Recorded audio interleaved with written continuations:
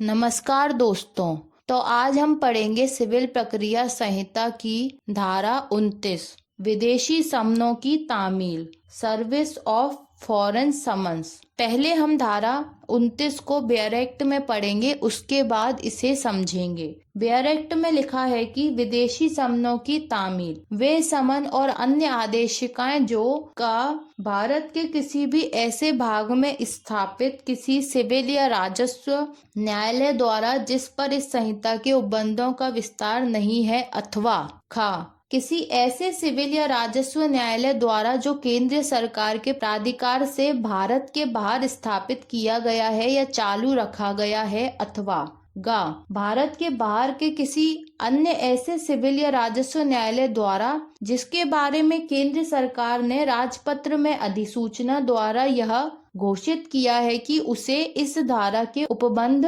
लागू हैं, निकाली गई है, उन राज्य क्षेत्रों में के न्यायालयों को भेजी जा सकेगी जिन पर इस संहिता का विस्तार है, और उनकी तामील ऐसे की जा सकेगी मानो वे ऐसे न्यायालयों द्वारा निकाले गए समन हो। तो अब हम धारा 29 को आसान भाषा में समझते हैं। सिविल प्रक्रिया संहिता की धारा 29 बात करती है विदेशी समनों की तामील के बारे में। धारा 29 में आगे लिखा है कि वे समन और अन्य आदेशिकाएं जो का भारत के किसी भी ऐसे भाग में स्थापित किसी सिविल या राजस्व न्यायालय द्वारा जिस पर इस संहिता के उपबंधों का विस्तार नहीं है। तो इसका मतलब यह हुआ कि भारत के किसी भी ऐसे भाग में स्थापित, मतलब भारत का कोई ऐसा भाग है जहां पर स्थापित कोई सिविल या राजस्व न्यायालय है जिस पर इस संहिता का यानी कि सिविल प्रक्रिया संहिता के उपबंधों का विस्तार नहीं है, यानी कि भारत के किसी भी ऐसे भाग में कोई सिविल या राजस्व न्यायालय स्थापित किया गया है जिस पर इस संहिता का विस्तार नहीं है, तो वह न्यायालय क्या करता है, आगे लिखा हुआ है जिस पर इस संहिता का विस्तार नहीं है, निकाली गई है। तो पहले जो का ख ग लिखा है और उसके बाद जो दो लाइनें दी गई हैं, निकाली गई है, तो हम उन दो लाइनों को हर एक पॉइंट के साथ जोड़कर पढ़ेंगे। तो लिखा हुआ है निकाली गई है उन राज्य क्षेत्रों में के न्यायालयों को भेजी जा सकेगी जिन पर इस संहिता का विस्तार है, और उनकी तामील ऐसे की जा सकेगी मानो वे ऐसे न्यायालयों द्वारा निकाले गए समन हो। तो इसका मतलब यह हुआ कि वे समन या वे आदेशिकाएं जो भारत के ऐसे भाग में स्थापित किसी सिविल या राजस्व न्यायालय के द्वारा निकाला गया है जिस पर इस संहिता का विस्तार नहीं है, तो वे समन या आदेशिकाएं उन राज्य क्षेत्र के न्यायालयों को भेजी जाएंगी जिस पर इस संहिता का सिविल प्रक्रिया संहिता का विस्तार है। तो उसके संबंध में, मतलब उस समन के संबंध में, उस समन की तामील के संबंध में उसकी तामील ऐसे की जा सकेगी मानो वे ऐसे न्यायालयों के द्वारा ही निकाला गया है, मतलब कि ऐसे न्यायालय के द्वारा निकाला गया है जिस पर इस संहिता का सिविल प्रक्रिया संहिता का विस्तार था। तो इसका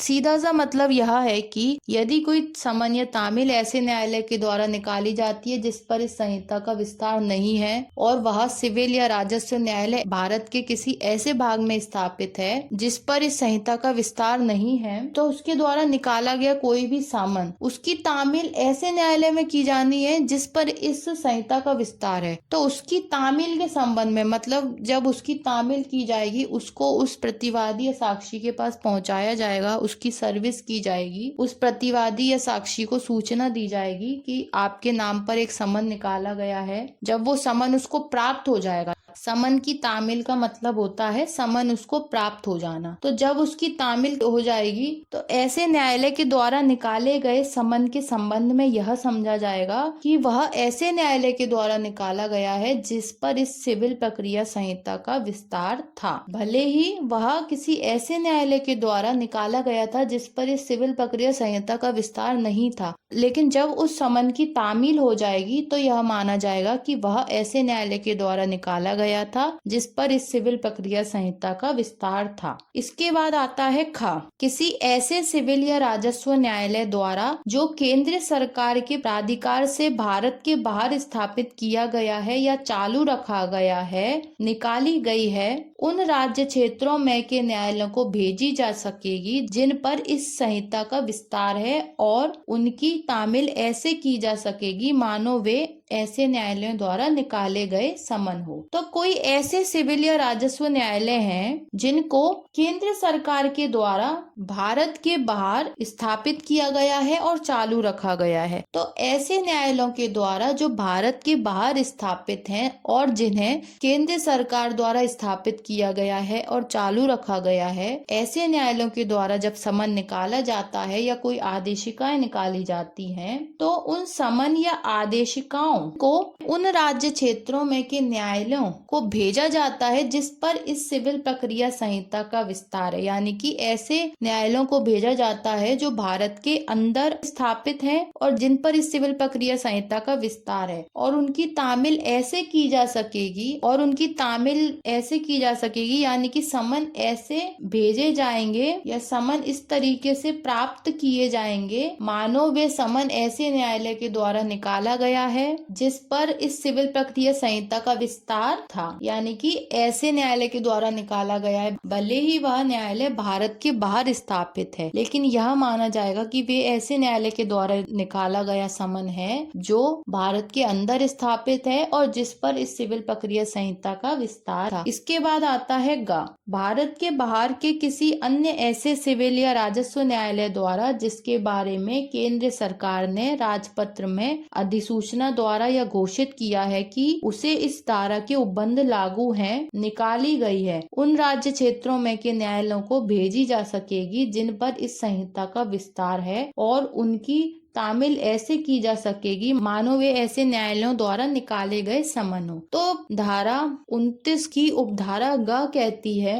भारत के बाहर के किसी अन्य ऐसे सिविल या राजस्व न्यायालय द्वारा जिसके बारे में केंद्र सरकार ने राजपत्र में अधिसूचना द्वारा यह घोषित किया है कि उसे इस धारा के उपबंध लागू है। मतलब ऐसे न्यायालय हैं जिनके संबंध में केंद्र सरकार ने यह घोषित किया है कि उसे ऐसे न्यायालय को इस धारा के उपबंध लागू होंगे। तो ऐसे न्यायालय के द्वारा यदि कोई समन या आदेशिकाएं निकाली जाती हैं और उनको ऐसे राज्य क्षेत्रों के न्यायालयों को भेजी जा सकेंगी और उनको ऐसे राज्य क्षेत्रों के न्यायालयों को भेजा जाता है जिस पर इस संहिता का विस्तार है, यानी कि जो भारत के अंदर स्थापित हैं और जिस पर इस संहिता का विस्तार है, और उनकी तामील ऐसे की जा सकेगी मानो वे ऐसे न्यायालय द्वारा निकाले गए समन हो जिस पर इस संहिता का विस्तार था। तो धारा 29 हमें यह बताना चाहती है कि यदि कोई ऐसे न्यायालय के द्वारा समन निकाला जाता है जिस पर इस संहिता का विस्तार नहीं है, वह किसी भी कारण से हो सकता है कि वह भारत के ऐसे राज्य क्षेत्र में स्थापित है जहां पर इस संहिता का विस्तार नहीं हो, या भारत के बाहर स्थापित किसी न्यायालय के द्वारा निकाला जाता है जो भले ही केंद्र सरकार द्वारा स्थापित किया गया है, चालू रखा गया है, लेकिन वह भारत के बाहर स्थापित है, या फिर किसी ऐसे न्यायालय के द्वारा समन निकाला जाता है जो भारत के बाहर स्थापित है और जिसके लिए केंद्र सरकार ने घोषित किया है कि उस